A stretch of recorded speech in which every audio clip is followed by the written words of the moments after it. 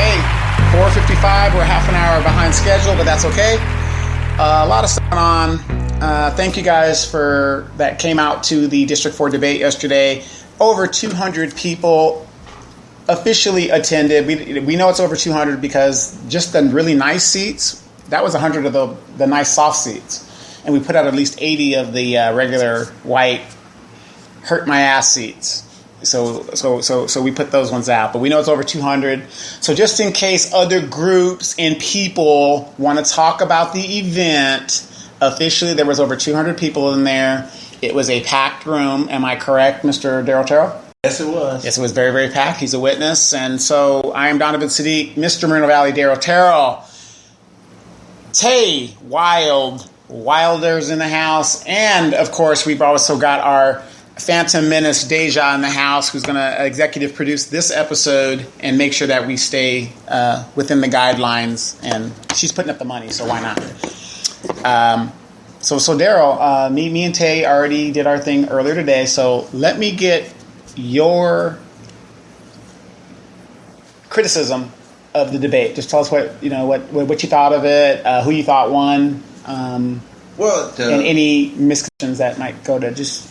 No, the debate was great. I mean, it wasn't so many distractions as at the other debate, but there were too many.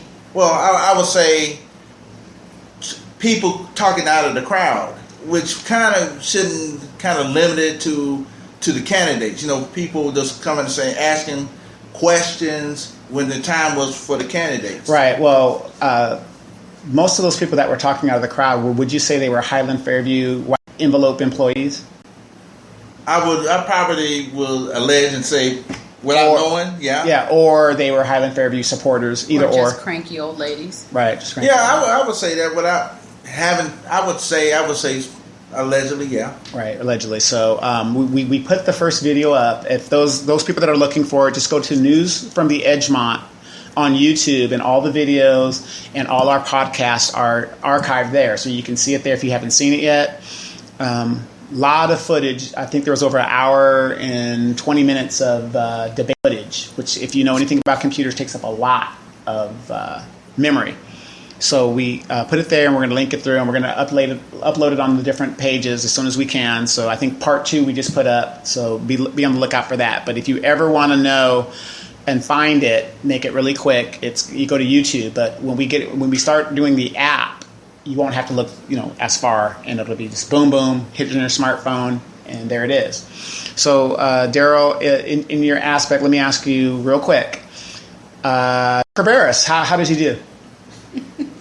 Well, I didn't see a physical being there. Okay. So there's nothing to really comment about, except the young man. It was a good opportunity for him to be there, and he should have been there, because to get people to know what he's about, what is his vision, and so. But he lost the opportunity. Right now, as a former candidate yourself, and somebody who's been involved in Moreno Valley politics for a very long time, there's only been 2 debates, and he's missed 2 debates. Do you believe that we should have more debates? I think it's detrimental that we do have more now debates. If I was a candidate and I missed, let's say, 6 debates, do you think I'm really working hard for your vote, or do I just don't give a damn? It seems like you're not working hard for someone's vote, and another one is either you're just saying, you know what, I got it in the bag. It's arrogance. The arrogance of it, because or is it the narrative of, well, I don't have to go to these debates, I'll just knock on people's doors. Now, there's a lot of doors in Moreno Valley, especially in District 4. You cannot tell me he's knocking on everybody's door, and then if he somehow wins this election, there's just no way. He's knocking on Highland Fairview's door. True. He's got the money backing. I got another question for you, Mr. Moreno Valley. How does a 22-year-old kid come up with $10,000 on the last day of filing your 460s for this filing period from 12 businesses out of one address? How does that happen? Out of Orange County once again. I understand how that can possibly happen. I can only speculate that maybe he has connection or someone else has connection. 12 businesses. Well, how's that happen? You were saying how does it happen? I don't. That's a question. I don't know how it happens unless. But why would somebody give somebody $10,000 with no prior experience? I have a 25-year-old son. I would not give him $10,000. Unless they feel that the money will influence him to go in their direction. Wait. So are you of the belief that if I gave you $10,000, that you owe me a favor? Well, that could be read into it that way. Because if someone gave me $10,000, I surely don't think I would take it. Well, you wouldn't take it, but if I did give you $10,000, would you feel that if I asked you for a favor, you would be emboldened to return that favor? Well, if I was a young person, probably think, with lack of life experiences and not having that much experience, I probably would think I would. Well, for me, if somebody gave me $10,000, I don't feel like I owe you nothing. I'm taking the money and I'm going and doing what I want to do with it. What do you think? Vegas with it. Well, that's what I'm saying.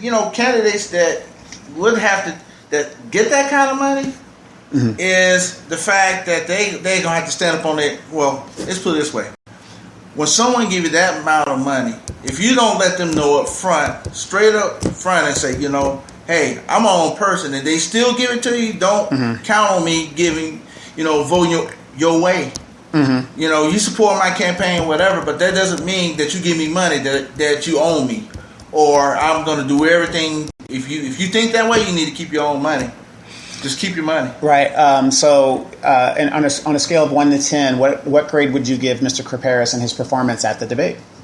Well, so again, since he was not there and I didn't see a being or a person there, so it would have to be an F or 0 because he wasn't there to really evaluate anything. And he didn't really give a valid excuse because a lot of people, we said this in the last radio shows and we're going to say this today.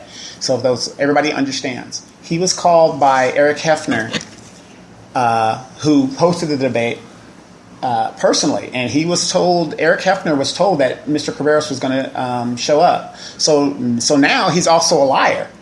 Now this is a developer. He's elected. He's going to have to work with in that area. So if this developer was promised. If this guy can't keep his word to this developer, what do you think this developer is going to tell other developers? Hey, don't deal with Moreno Valley because they don't keep their word in what they're saying. Well, he should have kept his word, especially when you. This is a developer that directly feeds the district. That's what I'm getting at, or the business community itself, because it's almost as bad as having developers sitting at a council meeting all night long, and put them through the ringer and don't give them a fair hearing. It's almost as worse as that. When you tell someone your word means something, that's what my grandfather used to say. Your word means something. When I say I'm gonna be there, you're gonna be there. Right. And if you don't, then your word don't mean anything. Right. For those who are listening, like I said, Daryl, we did a very great job on putting on the show. So, Daryl's very humble and he does things. Everybody on the crew is humble, so we did a very great job on hosting that event, and I want to thank you guys for all your efforts and coming out and supporting it as well. Do I get a white envelope? No, unfortunately, I'm balling on a budget right now. I'm an active retiree, so I have a budget, so like that. Okay, so he didn't get anything like that. Let me ask you this, just out of the blue: if you had to pick somebody who won that debate, who would you pick? Miss Bernard hit a home run. And why do you say that? I said, well, because she was more knowledgeable about the issues, and that's the number one. When I spoke last time, I talked about the lack of knowledge. Mm-hmm. She brought to the table knowledge about the issues, right, which impressed me. And I told her it impressed me. Mm-hmm. There's no doubt in my mind. She came with her A game. Well, you were also at the Thursday debate, correct, right? Yeah. So, you saw her participation at that debate, and I was there as well. I really thought both of the candidates were kind of lacking in knowledge because the questions were, those were some pretty tough questions that were there. They were canned questions, of course, strategic plan and things like that. But it did show in the second debate she did do her homework and did a little bit more studying, because the first debate wasn't really that good. But thank God there was only 20 people in the room. So, but I did videotape it, so that didn't really help. So I'm glad that she could look at that performance, and all the candidates would, because Hector did also a better job than he did Thursday as well, right? Yeah, I would say Hector. I would say Commissioner Baker. He did well. Mm-hmm. And only when you ask me about the criticism, one of the things is when someone asks you a question, and it's a yes or no, you just should say yes or no. And then if they want to follow up, then they say, why do you explain? But sometimes yes turns into our 30-minute rant or something. Right. There's an old saying: you don't sell past the close. So don't. Like I learned in Toastmasters, the 5 B's: be brief, brother. Be brief. Right. There you go. I mean, you just give the answer and be done with it, because it is better to be perceived a fool than open your mouth and confirm it. So that was really good. Your opinion on the venue? I mean, I thought, it wasn't a school, so we didn't have to worry about putting the school in jeopardy. There's really not a lot of venues over there, but your understanding of the golf course, you've been here a long time, so you remember when the golf course was active and things like that. I thought it was a great chance for the residents of District 4 and those from the other parts of the city that came out to realize and see what a gem we have in trying to revitalize that golf course and what this developer is bringing to the city.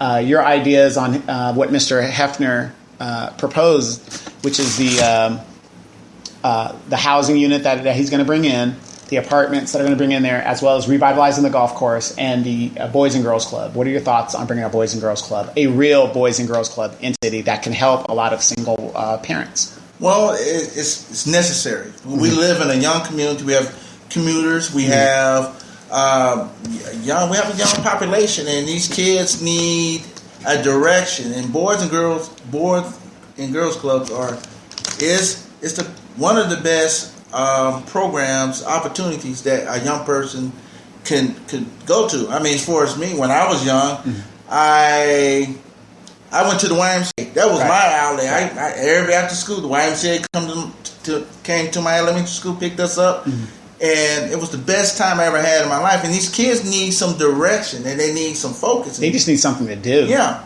and the developer, he laid it out online. It was a very good presentation. I think it's a good one. And the location was even better because it was hard. The main issue in this district is this golf course. How are you going to revitalize the golf course? Right. Now, and this is what I keep telling people, and I will say it over and over again. A developer could come into this town, in any town as far as I'm concerned, and do what the hell you want to do, as long as there's something for the citizens to get out of it. So if you want to build a prison here, I'm all for it. You want to build a nuclear waste here, I'm all for it. The point is, what do we get out of it? And I don't want to be spending my dollars for the benefit of a developer who's going to make millions of dollars down the road. And we have a developer that is gimme. He takes, but he doesn't give us anything in return. A 700 football field size project, and we have no civic center.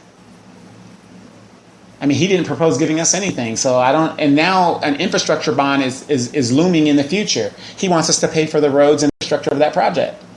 What are you going to give us, Mr. Bimby? This guy didn't have to give us anything, but he did, because he realizes he has to invest in the community to get the support from the community. And also too, he worked with the residents and still working. And that's one of the things that are lacking in our community. We have large-scale projects or small-scale projects. In the past, they had some people, the residents, they used to have neighborhood meetings when neighbors would talk to the smaller. Yeah, smaller. Mm-hmm. And that has gone, but this developer has brought that back, and he's working hard to make it work. And he wants everybody's input, which is a great thing he did. Right. And I thought that was a great venue for him to give a quick presentation for those that aren't familiar with what's going on with that golf course. And there was a lot of District 4 residents that live around the golf course. And you got to realize this: a dead golf course is a fire hazard, and it brings down your property values. Something is going to be done, and something is better than nothing. Yeah. And for a long time, we've had nothing. And one of the things that also I like what he did was explain the history behind it, about the water sprinkler, it had been removed. And he was saying the Pat Dye golf course and the Nike tour we had in this town was booming and stuff. Then it all went away. But he's trying to have a new beginning, and he's doing more to bring, like you said, with the kids. You know, I want to bring a Boys and Girls Club into this community. And then there's a possibility of a church implant as well, because, you know, a lot of people are getting tired of driving San Bernardino or Parrish, wherever you need to go. There's really no churches in the District 4 area. You have to go outside of that district. And a lot of your churches are based in District 1. Why is it based in District 1? This is where all your poor people are. And so churches love to prey on poor people, and that's what's going to happen with that. So, but overall, what was your overall thinking of the debate, the format where it was located, and any comments on Emperor Ito making an appearance? It was good to see. It was good to see him taking part in the community and listening, seeing what because he's a businessman in his community, and he is and he has every right to come to a forum to listen and see the type of possible people that may represent in that district, but also to overall that it was a gathering of the people in the community that came to hear what our future candidates, except for one that wasn't there, which is his candidate.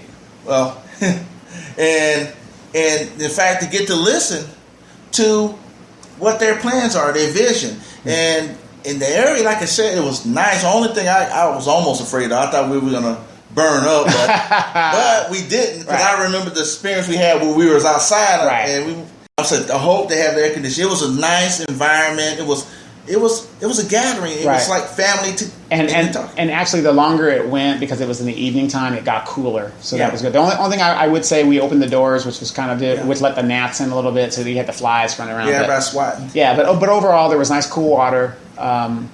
Nice chairs. It was a nice open venue, but it was packed. So for those people who say that it wasn't, you're a damn liar.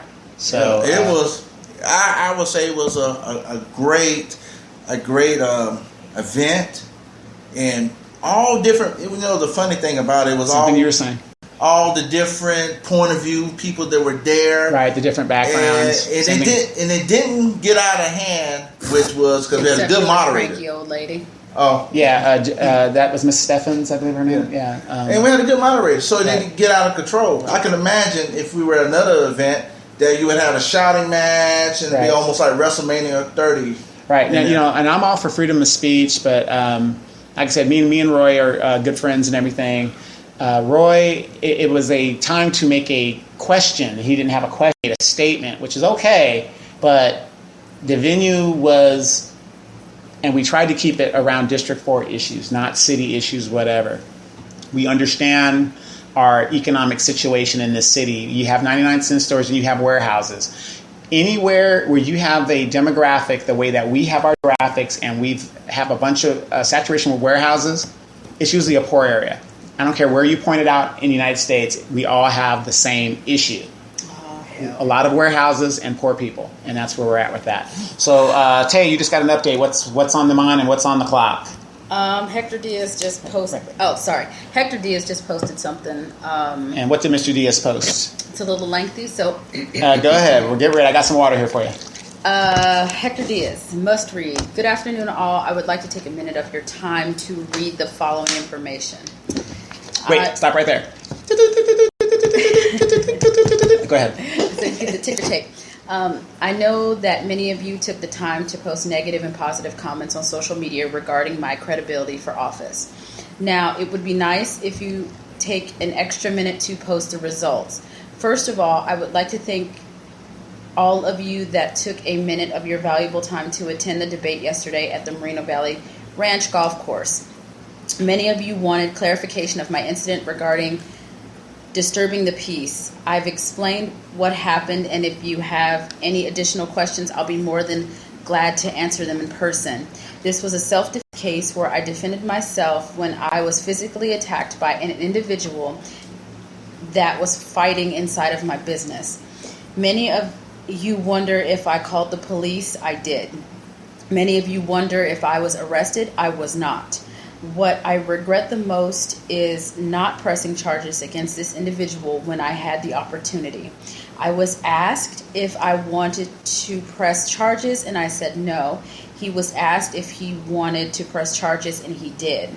If I had pressed charges, it had been a different story. Charges were dismissed and pled guilty to disturbing the peace. Why I was charged with disturbing the peace in my own business? That ended with a question mark. I asked myself the same question, but I know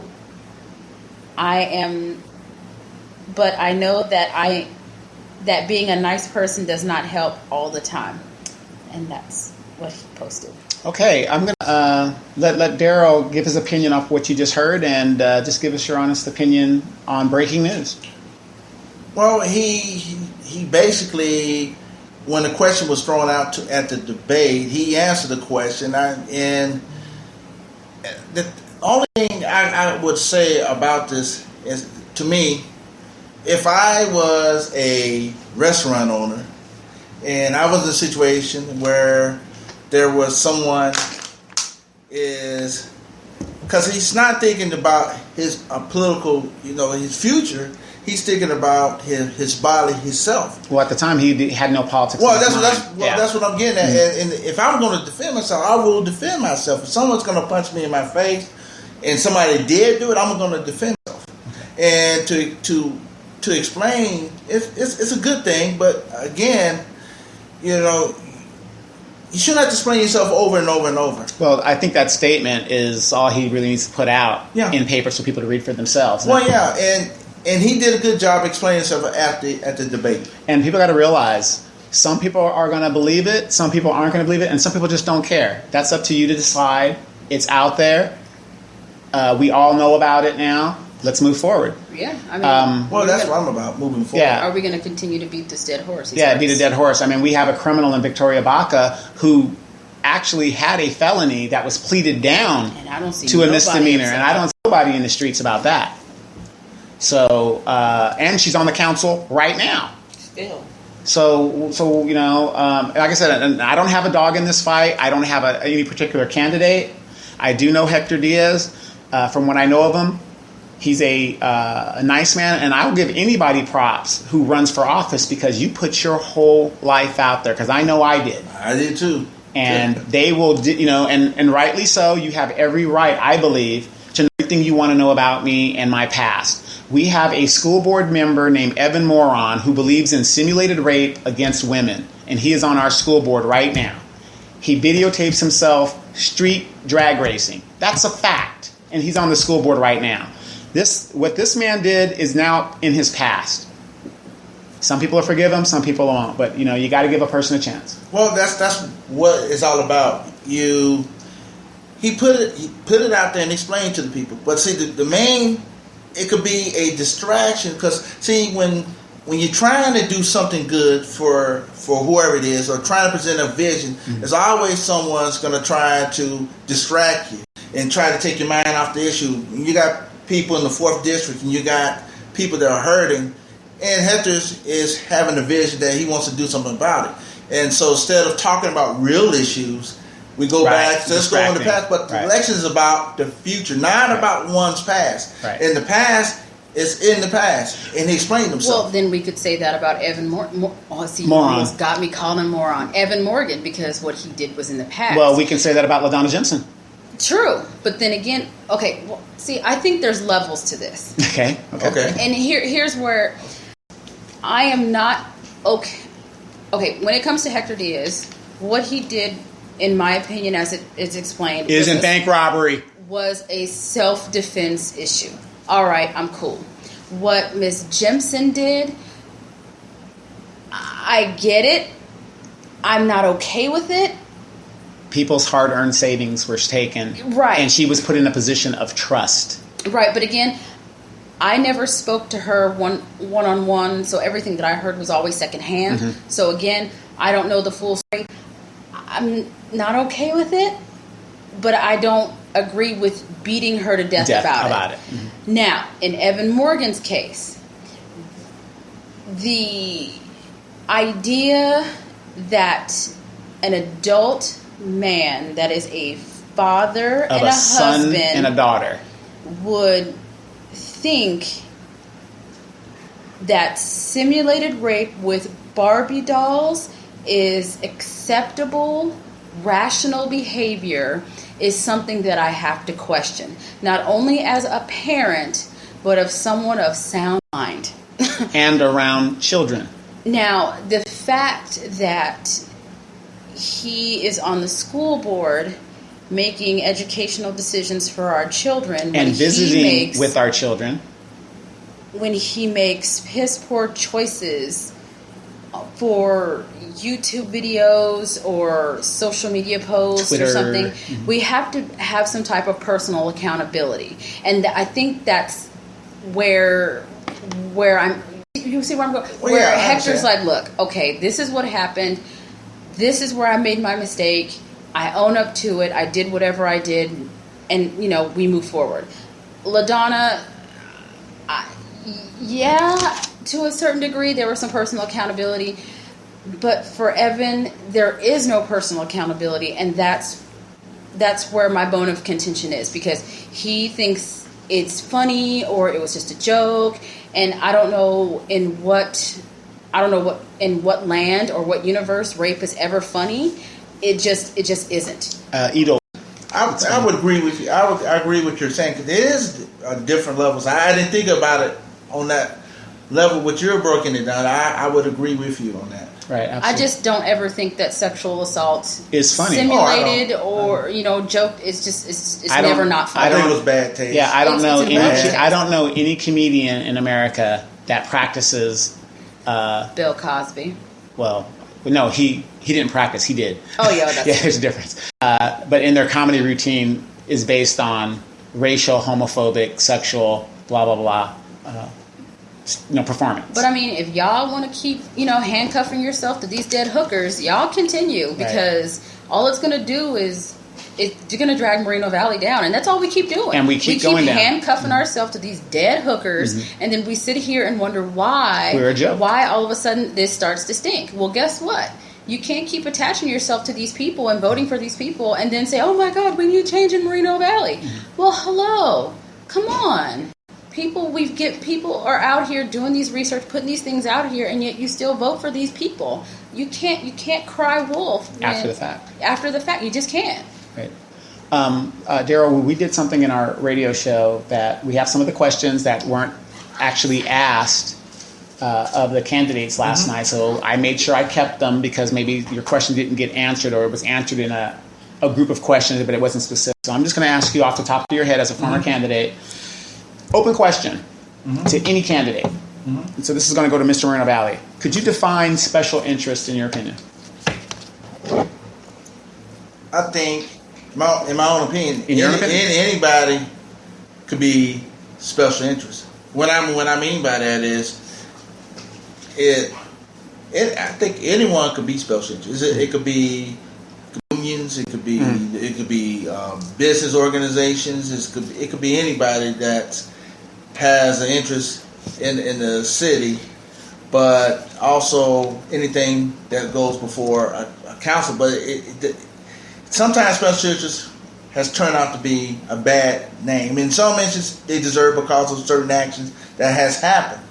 But in my opinion, any group could be special interest. Okay. Well, it should be any group that is out here seeking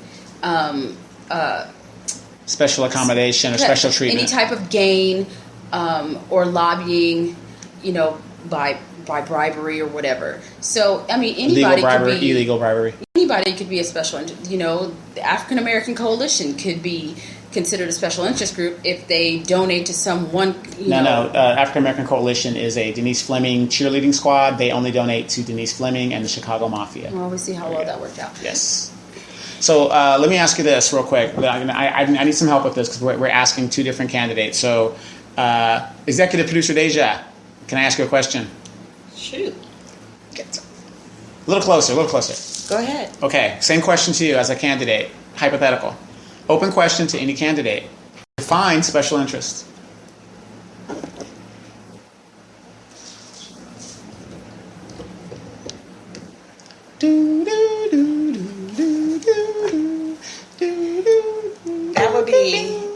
anything that you would do to say if somebody was to give to you for a particular reason for you to vote for them? Mm-hmm. So anybody that wants you to do something for them, that's a special interest to me. Okay, great. Now, the reason why I did that real quick is because in the debate, sometimes you know you're not always going to have the right answer, but there is no such thing as a right answer. It's just like you just answered it. That is what it is to you. And Daryl, you said to your situation. So some of those some candidates think, oh, this person got caught or whatever. There is no real right answer unless you are totally off kill. Okay, so great answer. So. Wait, Tay, you kind of already answered it. So I'm gonna use you guys as like candidates, okay, quick, so we can get through some of these questions to help those people. Do you guys mind? Of course not. Okay, and if you don't know the answer, just get through it. Okay, Miss Deja, if elected, how much knowledge do you have with March JPA? If chosen to be on the city council. How much knowledge do you have at the JPA? Right now, I have no knowledge. So I would have to research into it, which is a good thing because now I'm coming on there no bias, empty, blank page, so I can see everybody from themselves and for myself. So in a way, it could be a good thing. Right, absolutely. So great answer. Mr. Moreno Valley. About the JPA? About the JPA. I know some things about the JPA and what they do as far as business economic development at the March Air Force Base and in the cities they're involved in. It's a good collaboration to expand the job force, to bring in livable wages, jobs, and also bringing in needed infrastructure. And plus, the area in Moreno Valley that the JPA has, we need some infrastructure so they could help to do that part of it, but also bring in revenue for all of the cities. So, and also working with the military. Sure. So that's what I know about. Come on, candidate Terrell. Come yes, on. Go ahead, candidate Terrell. Yes, baby. Let's give him a little cheer. There you go. Got it. We got it. Ms. Tay, same question. If elected, how much knowledge do you have with the March JPA? And if you were chosen to be on that seat, how much knowledge do you have of the JPA? And could you name maybe one project or two? I believe the Joint Powers Association is over there. What used to be the most beautiful military Air Force base ever. Mm-hmm. It breaks my heart. If you guys don't remember, I know that they're doing a lot of revitalization of that area, which is just a bunch of dust and weeds and empty fields, and they're building a really big building back there. I think that's going to be for the... That's for the vets. It's going to be a nice little homeless vets. It's going to be a campus over there. Beautiful. If you have any questions on that, you could contact the executive director over there. He'll give you a whole tour. It's awesome. It's going to be an awesome situation over there. I look forward to seeing what they're going to do with March as a whole. But being that I haven't done the tour except for the BX and the commissary, it'd be something I have to go over there and, go say hi and see what's going on and how could I get involved. Okay. I got another question for you, Tay, as we go around the table. We need more senior residency in Moval. Now, how or what is your vision on this? And did we not have a senior residency plan in the city before? I heard rumors that we did, and nothing ever came to fruition about Aquabella. That. And that was proposed and promised by Ito Benvizi. So I'm going to sidestep anything Ito related right now. Okay, let's go ahead and sidestep that. No, I do. I honestly think that project. Do we need more senior living? I can count on one hand, maybe two places that I know. One over by, I almost said Kroger, by Staters, right? And then there's another one over by over there in District 4 somewhere, isn't it? Right, but do we need more? I would always say we need more senior homes because when we get older, some people don't have people to take care of them as they get older, and I think that putting people in a home or having senior communities is something that is beneficial for old people, because not only does it keep them socialized with people their own age, but it gives them a group, a place, to something that they have is that their own, and then they have someone that could, especially if once they get to the point they can't take care of themselves. Right. Now, what's your definition of old? Because according to my kids, I'm old. You are. That's true, but no, I think it's we have to be 65 or. I don't know what the age is to get into a senior, because I'm not there yet. Okay, right. Yes. I got you. I hear you. Okay. No, but I do think that senior communities are always a good thing. Look at Florida. There are 7-Elevens. They're on every freaking corner. Right. They're great. Okay. Miss Deja, what do you think? Do we need more? Just yes or no? Oh, yeah. We definitely need more. It brings back home ties to the community to have a senior citizen home for your seniors for them. Okay. So now you don't have to go and travel somewhere far just to go see your mom or dad. They're right there. But what if you're like me and you're a parent that don't want to be around your kids? It's still right there in the city. Right. Which works out because now they have friends to hang out with. True. Instead of just hanging on to you. True. Mr. Murdoch? Well, I think we do need more because, as I said earlier, we are a young community. Eventually, all of us going to get old. Or we'll say, instead of old, wiser. Right. It's seasoned. Yeah, seasoned. And that we need a mixed variety of housing. And I think we do need, Sun City. Mm-hmm. We need communities within San Bernardino Valley that we could have our seniors at. So in case, like, if my mom was alive or I could go visit them or my dad or something. Mm-hmm. But a city needs that part of the community because we kind of forget about the ones who got us here. Right. And I think it's up to us to make sure that they're in place. They're not saying, well, we young, you get out of here. No, they don't need to get out of here. They need a place within our city because they're the elders. Right. Absolutely. Okay. Same question for myself. I'm going to answer this just to enlighten people. We need more senior residency in Movale. How or what is your vision on this? Okay. The Aquabella project that was proposed by Highland Fairview several years ago. The biggest group of people in the United States was, and it's no longer the case, was the baby boomers. Right. They are now retiring at a high clip. Rancho Mirage, which is about an hour east of us, are making a killing off of guaranteed pension-funded retirees that are leaving LA. That's how Florida stays afloat.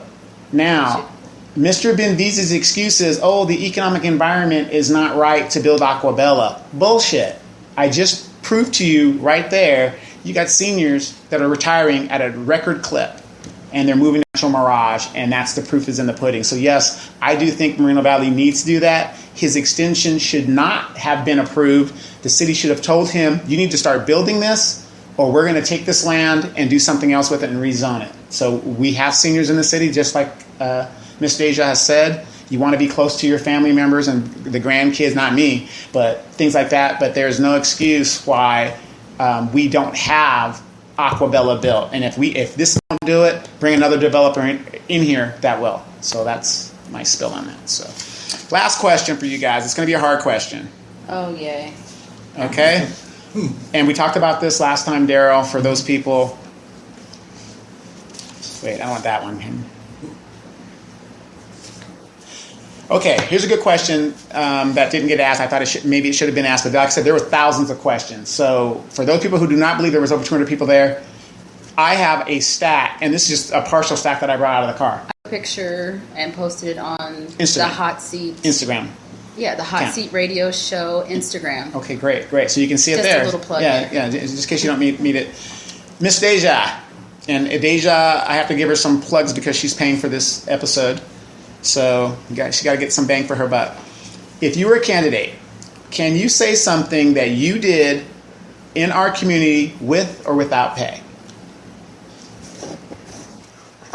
Yes, I can. Okay. Go ahead. Yes, I can. Okay, go ahead. Oh, what I do? Yeah. Any community volunteering, things like that? Well, I know you're big in your daughter's Yeah, sports and track. She does that. I love to go to her track meets and her events.